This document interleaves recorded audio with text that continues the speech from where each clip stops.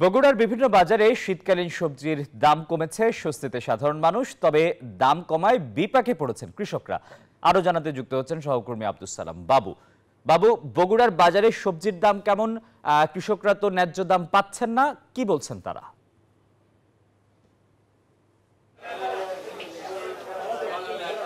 আসিফ, শীতকালীন সবজির ভরা মৌসুম এখন, যার কারণে বাজারে বেড়েছে সরবরাহ। বিশেষ করে আলু, ফুলকপি, বাঁধাকপি, মূলা, টমেটো, গাজর সহ সব ধরনের সবজি সরবরাহ বেড়েছে বাজারে, যে কারণে দাম অনেকটা কমে গেছে। গেল 20-22 দিন ধরেই কিন্তু ফুলকপির দাম 5 থেকে 6 টাকা কেজিতে বিক্রি হচ্ছে এবং বাঁধাকপি রয়েছে 10 থেকে 15 টাকা পিস হিসেবে। এছাড়া সিম বিক্রি হচ্ছে 15 থেকে 20 টাকায়। মূলাও 10 টাকা কেজিতে বিক্রি হচ্ছে। আলু দেখেছি আমরা 18 থেকে 20 টাকা এবং 25 টাকা। আমরা একটু কথা বলবো একজন বিক্রেতার সাথে যে সবজির দাম কেন কমে গেছে, একটু যদি বলেন।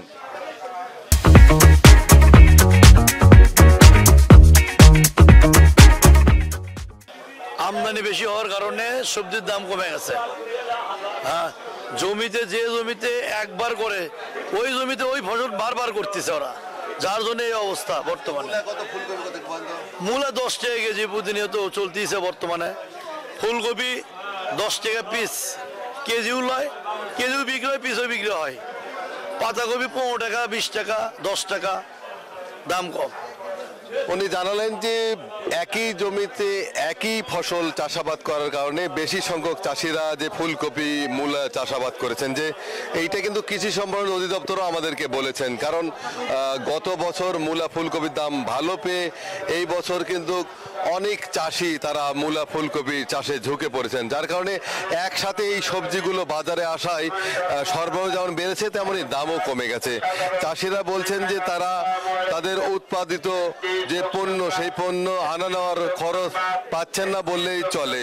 বিশেষ করে পরিবহন খরচ, সেইটাই তারা এখন পাচ্ছেন না। এবং আমরা যেটা জানতে পেরেছি যে কৃষি সম্প্রসারণ অধিদপ্তর আমাদেরকে বলেছেন, বগুড়া জেলায় চলতি মৌসুমে 13,500 হেক্টর জমিতে সবজির চাষাবাদ হয়েছে এবং যা থেকে 3.25 লাখ মেট্রিক টন সবজি পাওয়া যাবে।